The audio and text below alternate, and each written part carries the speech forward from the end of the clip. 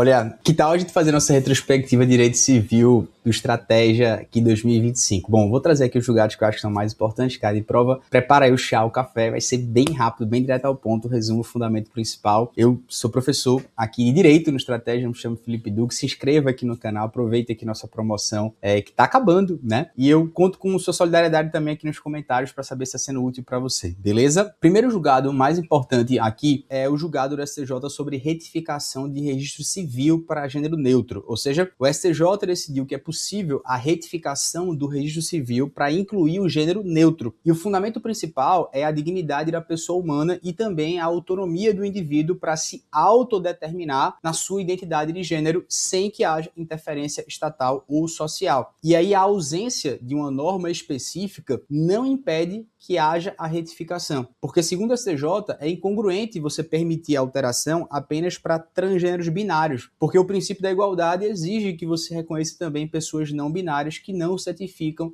nem como homem nem como mulher. Atenção, o segundo julgado, ele trata da notificação extrajudicial por e-mail. Isso mesmo. Segundo a STJ, a notificação extrajudicial por e-mail, ou seja, via digital, ela é válida para comprovar a mora de um devedor fiduciante, desde que seja enviada ao e-mail que está indicado no contrato e que também seja comprovado o seu recebimento. É uma decisão muito importante para facilitar esses procedimentos de cobrança e também a consolidação da propriedade em alienação fiduciária. O terceiro julgado é um repetitivo do STJ, tema 1279, que ele fala do prazo de 5 dias em busca e apreensão fiduciária. Ou seja, o STJ decidiu que nas ações de busca e apreensão alienadas fiduciariamente, o prazo de 5 dias para pagamento da integralidade da dívida, preste atenção que não é somente o que está devendo em mora, é a integralidade, está lá no artigo 3º desse Decreto-Lei 911/69, ele começa a contar da execução da liminar de apreensão do bem e não da ciência da apreensão pelo devedor. Então, o prazo de 5 dias é da execução da liminar e não da ciência da apreensão pelo devedor, esse prazo de 5 dias para pagar a integralidade da dívida sob pena de perder o bem. O quarto julgado é sobre a alienação fiduciária de imóveis e também essa possibilidade de purgar a mora. O tema 1288 do STJ.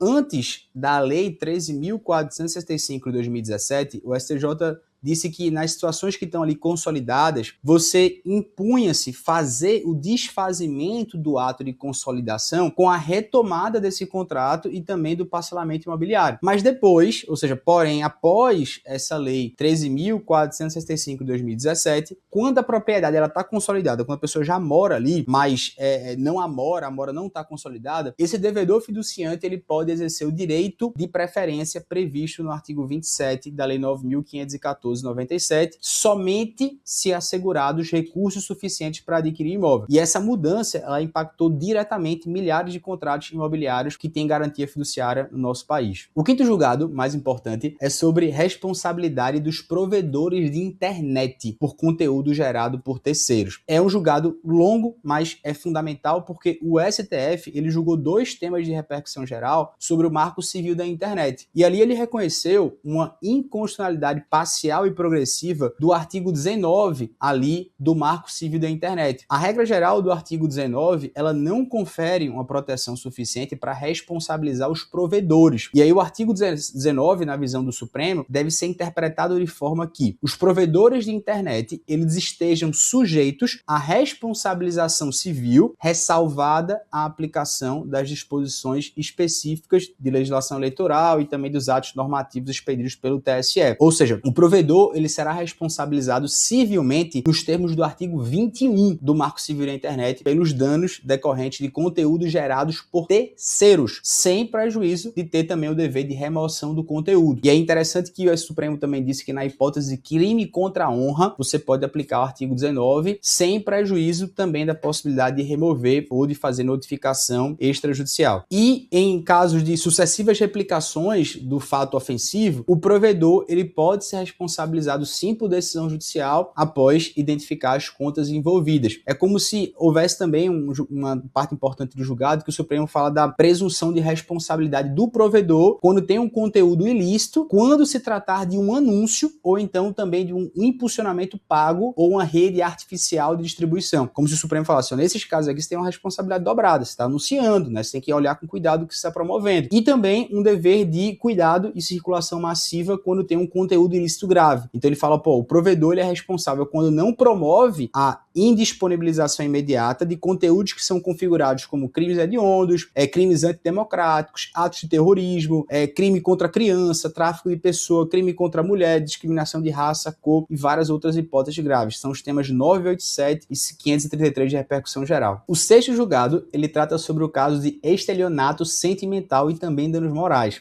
O STJ, ele disse que o estelionato sentimental, ele configura um ato ilícito que gera direito à indenização por danos materiais e morais, quando comprovadamente ele é realizado sem a intenção suicida, né, e sob efeito de embriaguez, né? Seria ali um ato ilícito, né, que se consubstancia de má fé, porque você tem o objetivo de ludibriar, de oferir vantagens patrimoniais na relação amorosa, e como consequência você está tendo ali uma simulação de um relacionamento afetivo que só tem o objetivo de obter um ganho financeiro e devido, portanto, indenização por danos materiais, morais e também situação vexatória. O sétimo julgado, interessante, é sobre condomínio e sobre honorários contratuais na execução. O STJ disse que o condomínio ele não pode cobrar o valor que ele iria pagar ao seu advogado, ou seja, os honorários contratuais, na execução de cotas atrasadas propostas contra um condomínio que está devendo. Então ele não pode cobrar mesmo até que a convenção do condomínio preveja isso. É inadmissível a inclusão pelo condomínio, que é exequente, portanto, de honorários advocatícios convencionais no cálculo do valor da execução do crédito. Um outro julgado muito relevante é sobre a penhora de bem de família hipotecado. Houve o tema 1261 do STJ de repetitivo e ele disse que a exceção à impenhorabilidade do bem de família nos casos de execução de hipoteca oferecida como garantia real pelo casal ou por uma entidade familiar que está lá previsto no artigo 3º, inciso 5º da Lei 8.009 de 90, ela se restringe às hipóteses em que a dívida foi constituída em benefício de uma entidade familiar. E aí, quanto ao ônus da prova, se o bem for dado em garantia real por um dos seus sócios de pessoa jurídica, é do credor o ônus de comprovar que esse débito reverteu em benefício da entidade familiar. Se o caso é de uma sociedade entre titulares do imóvel hipotecado, a regra é da penhorabilidade do bem de família. E por fim, o último julgado interessante é sobre a relativização da publicidade para a união estável homoafetiva. O julgado do STJ disse que é possível você relativizar esse requisito da publicidade para reconhecimento da união estável homoafetiva desde que presente os demais requisitos do artigo 1723 do Código Civil. No caso concreto, você tinha ali duas pessoas que viviam por mais de 30 anos mantendo um relacionamento amoroso discreto devido ao preconceito, né, contra uniões homoafetivas, mas compartilhavam lá, tinham bens juntos, dividiam responsabilidade, e aí a pessoa acompanhou o falecimento da outra, só que a relação